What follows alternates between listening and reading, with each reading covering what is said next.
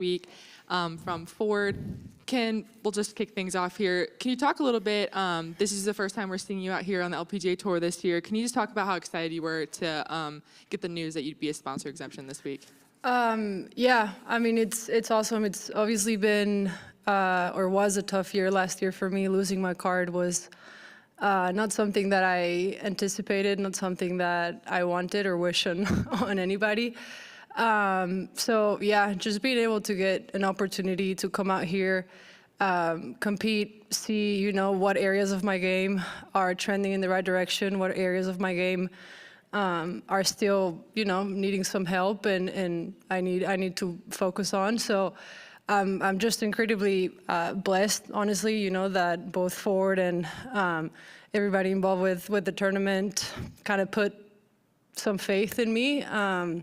Maybe at times when I didn't really have much in myself. So it's cool to see their support, not only with the tournament, but with myself. And yeah, just super excited to be here. I think with a very grateful heart and just a very different approach maybe than the way I've played golf in the past, in a good way. So yeah, just very happy to be here. And you played here last year. Can you just talk about what you've seen Ford's involvement in this tournament and what it's been like to see them contributing to the growth of the women's game? It's been awesome. I mean, obviously getting courtesy cars and last year kind of getting to go to the Bronco building over in Santan Ford and kind of see some of the older cars and learn a little bit about like Ford's history was kind of fun for me. And then just again to see that they're betting on women's golf, that they're not backing down, that they want to make this event bigger and better for us is great to see. And again, for me as a sponsor's invite this week, it's just a huge gift, especially being my birthday today. I told them they definitely outdid themselves with a birthday gift.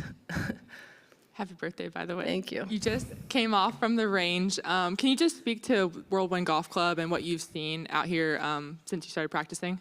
What your thoughts are on how to go low this week? Yeah, I mean, the course is getting firm. It's obviously very hot out. It's going to be cooler during the week, but it's still just fairways and greens, especially later in the day, are super firm. So we're going to see very different golf from the morning than we will in the afternoon, which I think it's kind of cool in a unique way. It makes you think about the golf course in different ways. It makes you really have to plan and plot your way around the golf course. Kind of having the proper angles to different pins is important. It's in phenomenal shape. They've made us feel super welcomed. So yeah, just very excited. I mean, it's a fun golf course.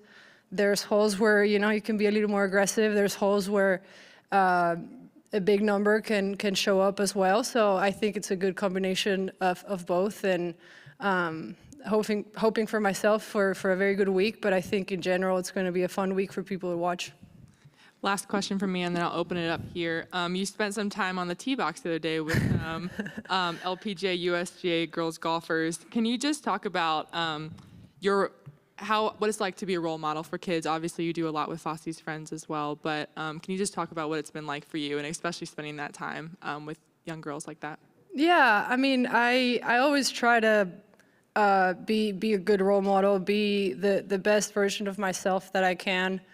I once was, those little girls looking up to whether it was, Lorena Ochoa or Annika or Angela Stanford, Stacey Lewis. Like I would go, the tournaments when we had them in Mexico to watch them play, and getting a golf ball or a signed glove was just like, it would make my year.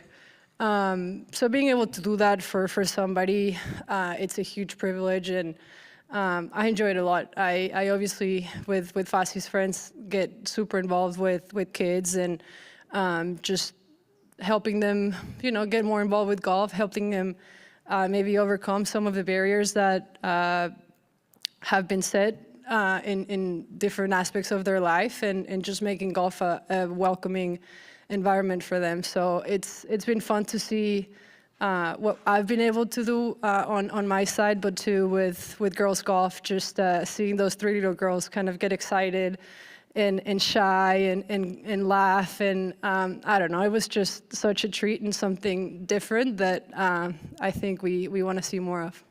All right, Sarah?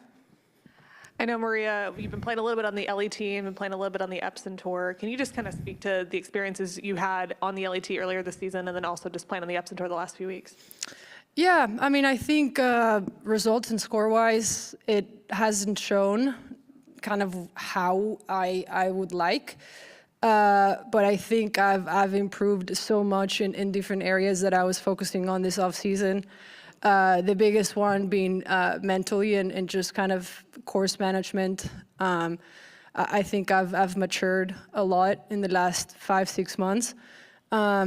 So of that, I'm extremely proud, and I know the results will come sooner rather than later. It's been awesome to, just get to play different golf courses, get to see different games, learn from different players. I've started to be a lot more curious about how people hit different shots and started to watch a lot more golf as well. This is all kind of new for me. I've started to enjoy golf a lot more, whether it's competing or watching. So I think playing both Epson and LET has been cool because I've been able to see a lot of different things. Even one of the LET events we played, the men's tour champions were there. So even watching some of those older guys, like just I was starstruck, on the range and stuff. So it's been very fun to learn more about myself the last few months, and hopefully all of that gives me a good opportunity out here to just come out and do my very best. I know professional golf confidence is always a thing that I think comes and goes for players. How have you kind of kept your confidence up, kept your confidence in check, and just reminded yourself of who you are when you're out there and it may not be going your way? I haven't, and I think this is why I am in need of a sponsor invite. I feel like I've lacked that confidence, and I think it's slowly getting back. I think little by little, I'm starting to relearn that confidence doesn't mean making 3 birdies in a row, but it means making 3 good decisions in a row, or it means hitting the target you were going to and not necessarily hitting it 3 feet from the pin. So I think I've changed maybe a little bit the definition that I have of what confidence means and how confidence looks in me. And I think it's been a very healthy change. So I'm excited to just try to continue to learn and not perfect, because we're never going to be perfect, but just make confidence be my own and not the definition that the world has for it.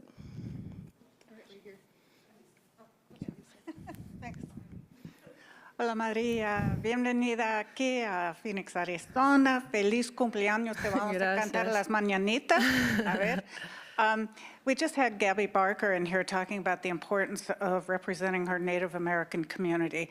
Now you and Gaby Lopez, obviously from Mexico, how important is it to you to help grow the game in Mexico with little girls and to represent Mexico? It's a privilege. Not very many of us get to do it. Not very many of us have had the privilege to do it in the past either. So for me, it's a huge responsibility. I don't take it lightly. Whether it's playing the Olympics or just making sure that the flag is on the range at every LPGA tournament that we go to. It is a huge privilege for both Gaby and I. I know I can speak for her on that.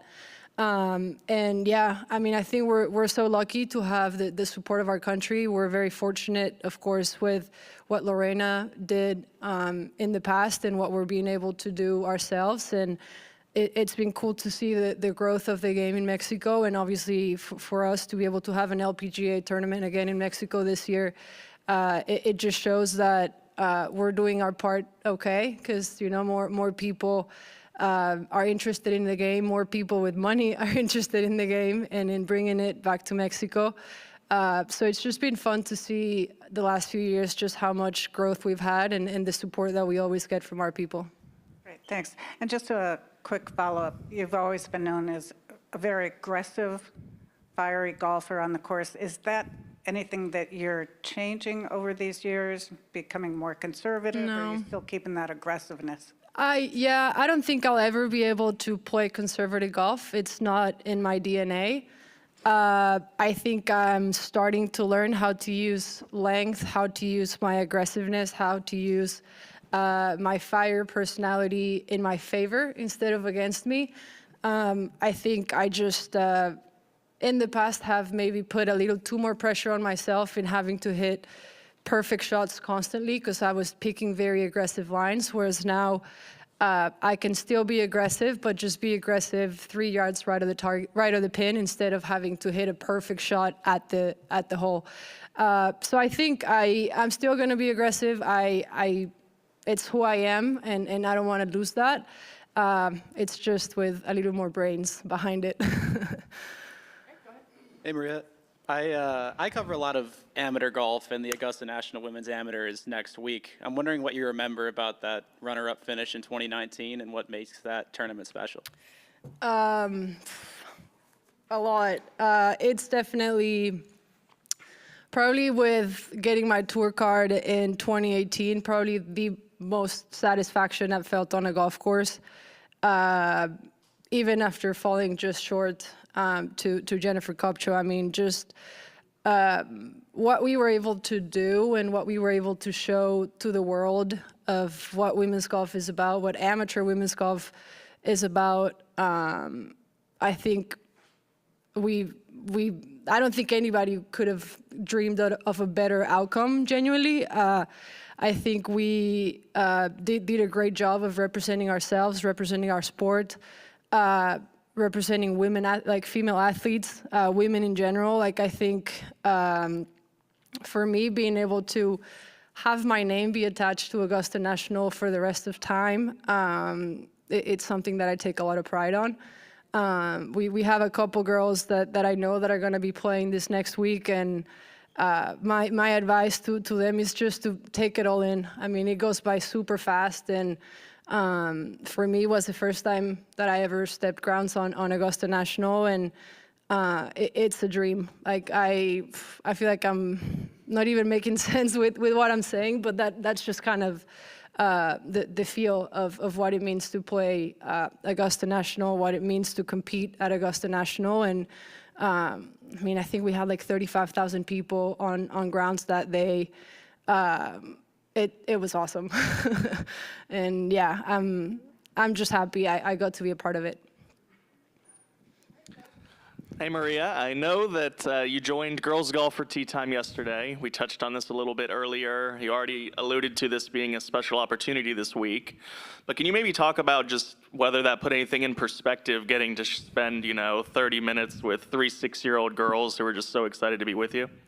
Yeah, I mean, I think it just really shows what we're here for. I've always said it, like, of course, winning tournaments is awesome. We're competitors. That's what we want to do at the end of the day. But for me, at least, my purpose in life is not just to win. Like, I think you make an impact on people by who you are as a person, more so than like how many tournaments you've won. So for me, like, it's just what all of this is about. Like, and I think in hard years, and maybe when things aren't going your way, to be able to be reminded that they don't care that I'm an invite. They don't care that I lost my card. Like, they're just excited that they're meeting a professional golfer, and that it's maybe something that they want to do in the future. So I think, it was a very nice reminder just to know that, they're just happy that they got to be a part of something great, which was meet like 5 or 6 of us and get to hang out and, play like we're drinking tea and be foolish at times, and just like for me it was just a breath of fresh air, truly. Like, I think I got more out of it than they did, for sure. I know, like you said, you're so passionate about growing the game. Just looking back on you as a girl golfer, just what do you hope the future holds for girls golf specifically?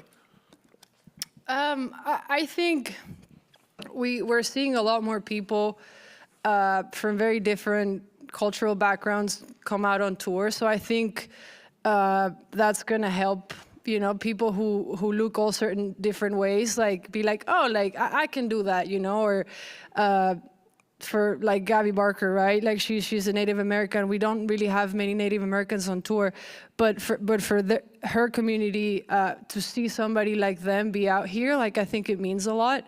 So I just hope to see more of that. I hope to see more brave girls chasing after their dreams, whether it is playing professional golf or being a CEO at a big company or being the best mom in the world, you know, whatever it is, just like, I just want to see brave girls and who then will become brave women.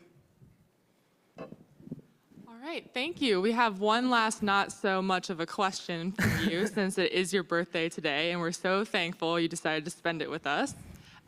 We have a little something to bring up here for you, and I think we might need to sing for your birthday as well. All right, let's see how y'all can do it. Yeah, exactly. All right, ready? All right, happy birthday to you. Oh. Happy birthday. Thank you. Happy birthday, dear Maria. Happy birthday to you. Thank you. So I don't know if it's everywhere in the world, but in my family or Mexico or whatever, you put a ring over your candle, and then that like really ensures the wish to come through. So let's hope.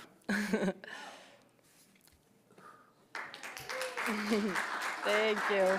Thank you. This is just what I needed. We also have a